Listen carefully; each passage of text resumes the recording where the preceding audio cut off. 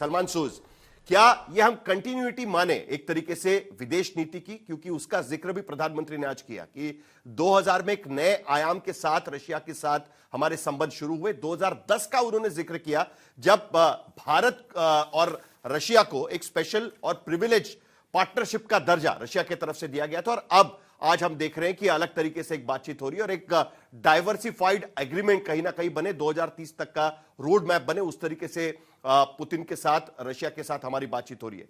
इस विदेश नीति को आप किस तरीके से देखते हैं?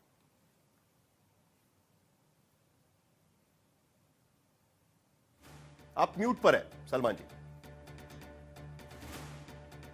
जी सॉरी, मैं ये कह रहा था कि बहुत ही ये जो आप कंटिन्यूटी की बात कर रहे हैं ये सही है, और ये बहुत ज़रूरी रिलेशनशिप है हिंदुस्तान के लिए भी और रशिया के लिए भी, क्योंकि जिस तरह से दुनिया इवॉल्व हो रही है ऐसे मुल्कों को साथ चलना भी चाहिए। लेकिन जो हमारे साथी जो आपसे पहले बात कर रहे थे, वो उन्होंने एक बहुत इम्पोर्टेंट बात की।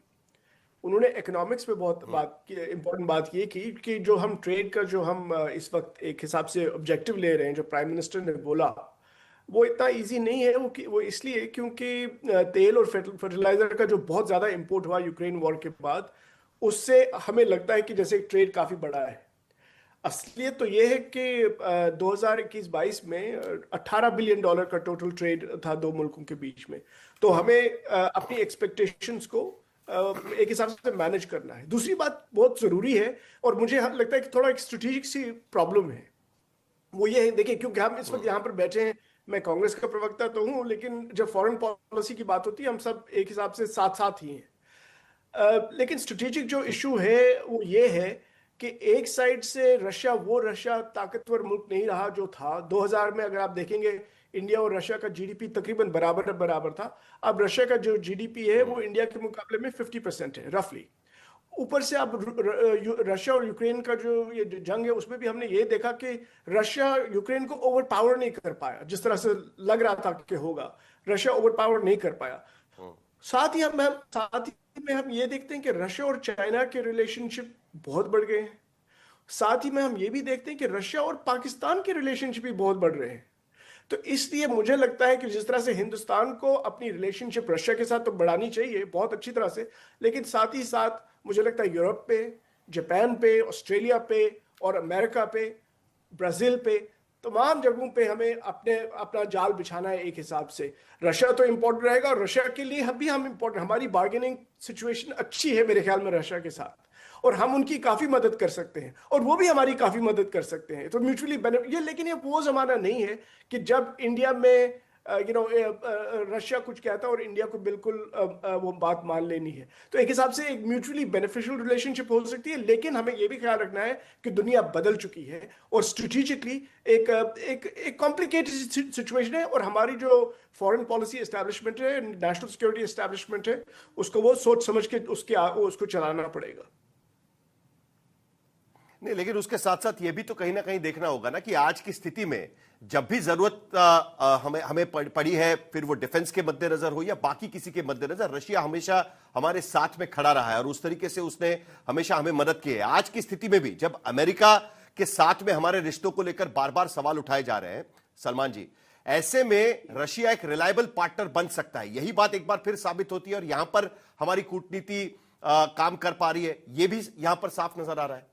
मैं आपको देखिए, आप जो कह रहे हैं, मैं कुछ हद तक मैं मानने के लिए तैयार हूं, लेकिन थोड़ा कभी मैं सोचता हूं कि अगर आप 10-20 साल पहले जाते और अगर हिंदुस्तान पे एक बहुत खतरनाक टेररिस्ट अटैक होता, मुझे नहीं लगता कि उन दिनों रशिया, तो मुझे लगता है उन दिनों ओपनली कंडेम करता जिसने भी टेररिज्म किया है। आज वो सिचुएशन मुझे नहीं दिखी।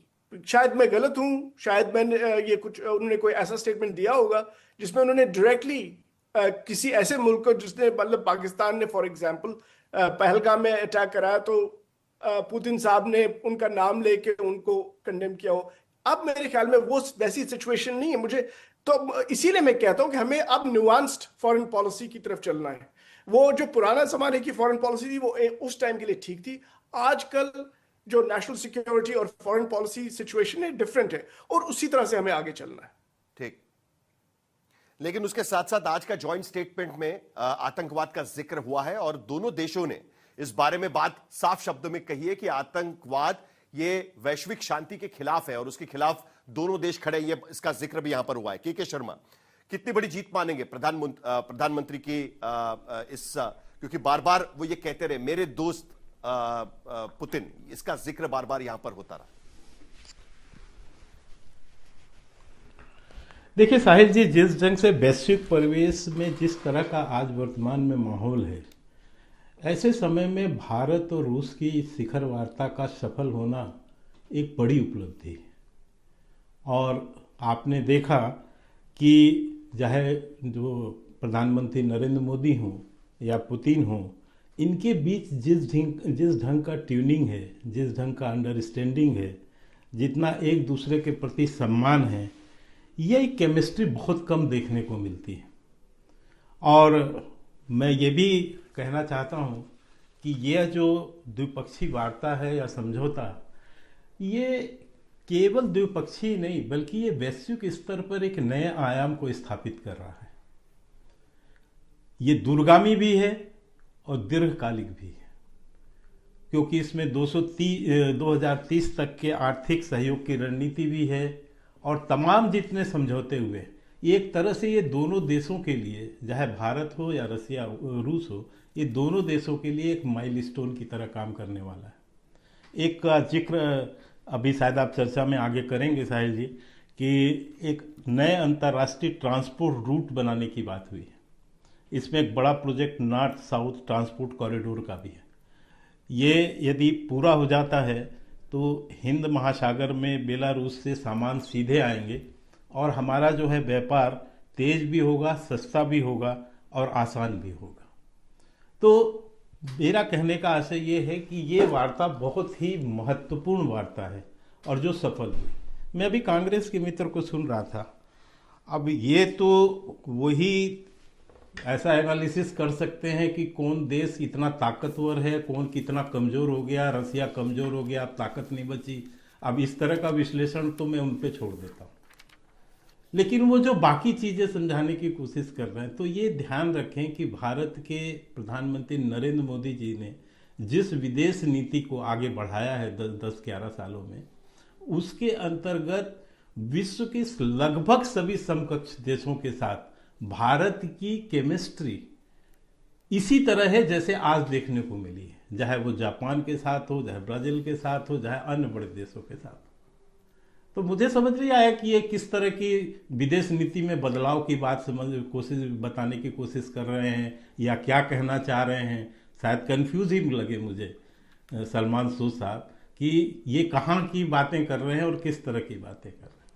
लेकिन मैं आज आप कितना रेट करेंगे इस दौरे को, क्योंकि ये सालाना समिट होता है भारत और रशिया के बीच में। सन 2000 से लगातार हर साल ये समिट होता है, कोविड का अगर काल निकाल दे तो ये 23वां समिट यहां पर हो रहा है। इस पर्टिकुलर विजिट को आप कैसे रेट करेंगे, और जो के शर्मा जी कह रहे हैं, ये बहुत महत्वपूर्ण। मुझसे पूछ रहे हैं साहिल जी? नहीं, मैं सलमान जी से पूछ रहा हूं।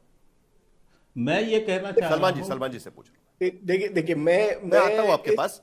मैंने उस पर आप उनकी प्रतिक्रिया पूछी है सलमान जी।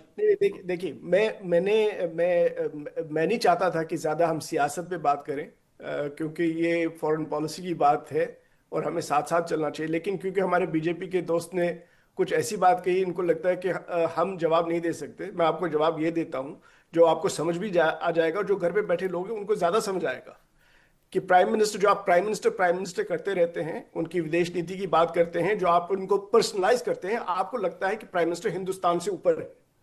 आपको थोड़ा अपनी एरोगेंस को कम करना चाहिए।